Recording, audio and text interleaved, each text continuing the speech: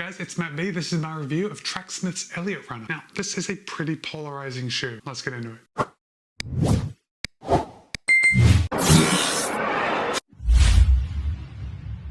Now, full disclosure, Tracksmith was good enough to send me the Eliot Runner for the purpose of review. However, they're not going to get to see this review before you do here on YouTube. And with that, let's talk about price, because the first thing I said in the introduction was that this is a polarizing shoe. And when I say polarizing, I guess I'm really just talking about the price, because the Eliot Runner will cost you $198. But in Tracksmith's defense, I actually think the Eliot Runner is extraordinarily well priced when you compare it to all their other gear. And the craftsmanship is exactly what you would expect from Tracksmith. So if you are on the fence because of the price, I just want you to know that when you get this shoe in your hand, you're probably going to look at it and feel it and touch it and smell it and think, yeah, $198 isn't an absurd price. And I think ultimately I'm going to be coming back to the quality, the buildmanship that goes into it. But this isn't just a shoe, right? This is a running shoe. We are going to be buying this shoe so we can go running in it. And I'll get to the ride in just a second. But first of all, I want you to know that the whole experience of getting this shoe starts when you get the box, because the box itself is actually worth speaking about, because they use a very thick cardboard. I would say this is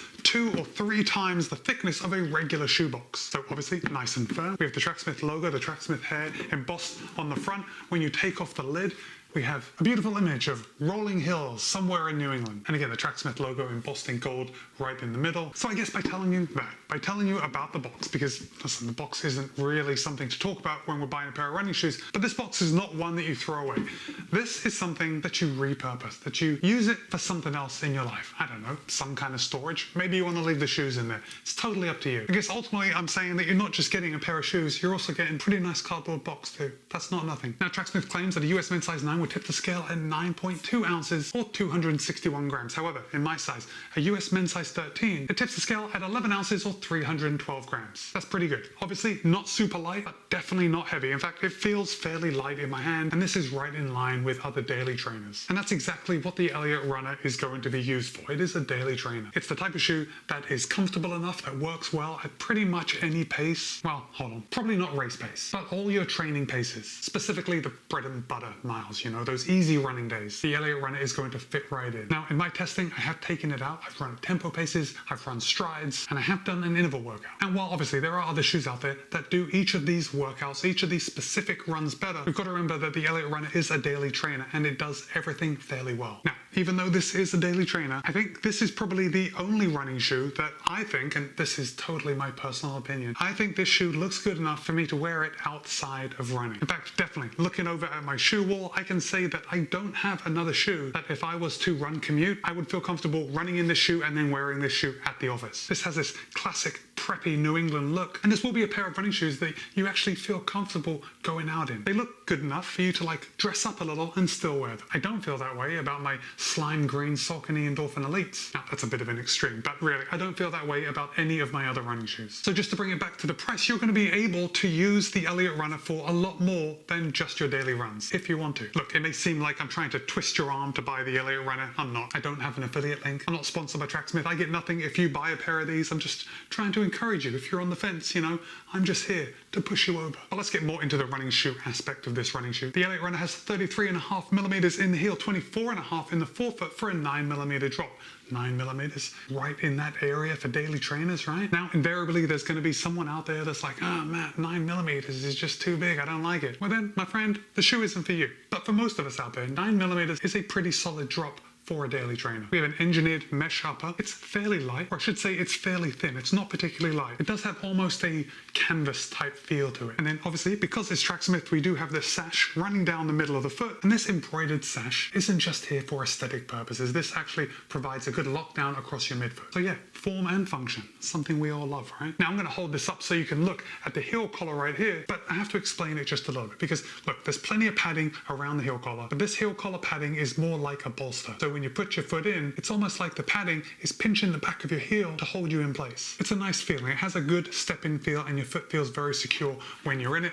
The heel counter, yeah, very firm, just as we would expect. And because of the heel counter, because of this padding around the heel collar, I didn't have any heel slip. The tongue is gusseted and there is no lace loop, but I didn't experience any tongue migration as I went out on my runs. The tongue is definitely on the thin side of padded, so it's not one of those micro thin sort of race day minimal tongues. And then I want you to look at the laces. You see these these beautifully flat yet fat laces, and they just lie beautifully flat across the top of your foot. And I don't know, the laces worked absolutely fine. I got no problem with how the laces work. They worked exactly as they are intended. As I already said, I got a good lockdown across my midfoot, but I just really love how these look. I love how they lay just flat, which ultimately eliminates any lace bite. Like, there's no way these laces are going to bite into the top of your foot, because no matter how much you cinch them down, they're just laying flat across the top of your foot. It's beautiful and it looks good. That's going to be a continuing theme of my review. As far as overlays go, obviously we've got this embroidered sash. We have a little different weave of the engineered mesh upper just coming around the front and through the middle. And then we've got this suede accent coming right along the eyelet chain just to strengthen that, and it comes all the way around the heel collar and down the other side of the eyelet chain. It looks good. The suede accent definitely takes it away from that typical running shoe look, even though there are plenty of shoes out there that kind of use a faux suede. I just think the suede styling on the Eliot Runner kind of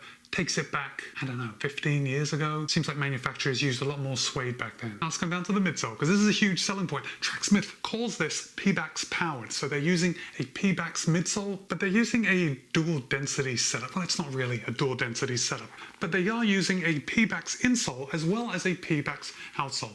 If I can just get my fingers in here to pull this thing out, it is wonderfully well fitted inside the shoe. I'll show you in just a second. But I say dual density because Tracksmith is using a softer Pebax insole, and this insole is super thick. It's actually a whole centimeter thick, 10 millimeters. So when you put your foot in, this is what you are feeling underfoot. It's just lovely and soft. And then the midsole is a slightly firmer Pebax formulation. Okay, now Tracksmith's reasoning behind this, maybe it's marketing speak, but it's pretty good, is that they're trying to mimic what it's like to run on soft surfaces. So when you're running on a forest trail and there's pine needles, you can feel the soft pine needles on top of the trail and yet the ground is still firm below. That's kind of like what they're trying to do. We got the softer Pebax insole, which is the pine needles, and then the firmer ground right underneath them. Put that together, you got a lovely running experience. And yeah, I think that's a beautiful way to explain what this shoe actually feels like. Now, at the making of my review, this shoe has been out for about 6-7 months. It's been out for a minute. So I have heard a lot about this shoe, and I have heard some people saying that the shoe rides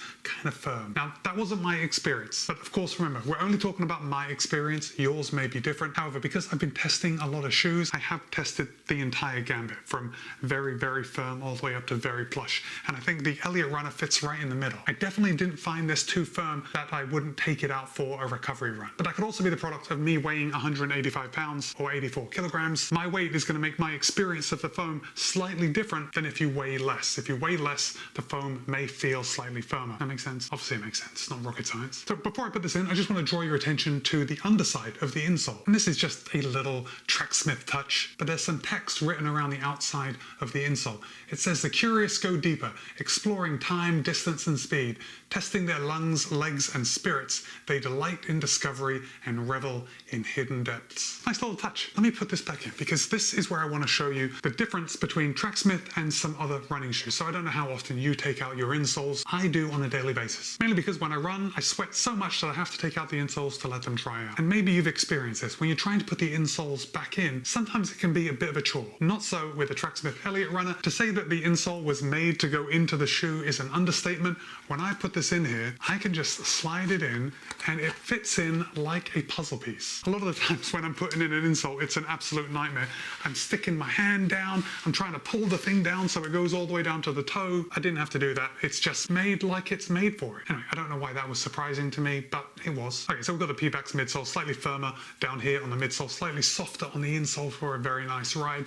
Plenty of coverage on the outsole rubber. No one is surprised that the herringbone pattern right here in the middle of the outsole fits right into the preppy vibe that the Eliot Runner's putting off. In fact, the whole thing and the bottom and the outsole, the whole thing kind of remind me of wearing plimsolls as a child. I don't know why, but it does kind of give off that plimsoll vibe to me. Did anyone else wear plimsolls perhaps in elementary school? I don't know. I mean, back when I was in school, clearly you weren't paying $200 for a pair of plimsolls, but also perhaps that's the reason that I really like how these look. The Eliot Runner is tapping into the nostalgic side of my brain, you know? Okay, we've talked briefly about ride. Let's talk a little bit more. So I would describe this ride as somewhat traditional. There's no rocker. You don't feel like this shoe is throwing you forward, but the shoe does feel protective underfoot, and it really does feel comfortable at pretty much all paces. Now, to be absolutely honest, I took this shoe out for a tempo run. I ran some strides. Well, I suppose that's pretty normal. And I did run a couple miles at tempo pace, but I did that just to test it. Those are not the type of runs that I would ordinarily be wearing this shoe for, and I won't wear this shoe to do those runs moving forward. But I really wanted to know how they felt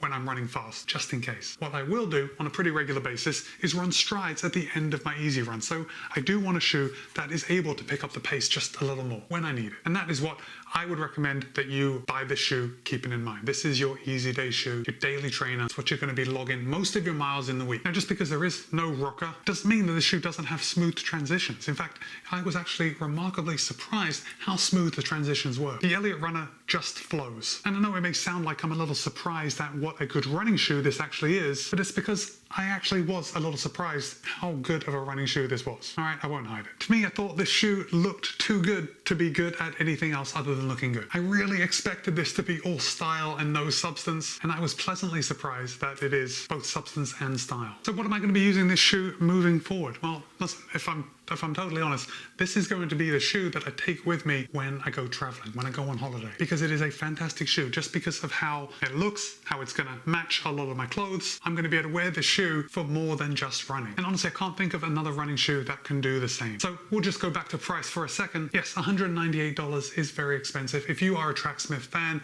then this is a no-brainer. You already know the quality of Tracksmith gear when you buy it and the whole experience that comes with buying their gear and how well made it is. What you already know about Tracksmith and their gear is exactly what you're going to expect with the Eliot Runner. It's definitely got those preppy vibes, but if you're into preppy vibes, this is going to be the shoe for you. Oh, one more thing on resiliency. Look, I don't notice any wear on the outsole right now, but what I have noticed is the creasing in the midsole. Now, that is somewhat inherent with a Pebax foam, but after about 20 miles, I did start to notice the creasing in the midsole. I don't really think there's a way to get around that. And honestly, I'm looking at it now, it doesn't look too bad, but it's there. And with that, it's Matt B. This has been my review of Tracksmith Eliot Runner. Be kind, be happy, run well. I'll see you in a couple of days.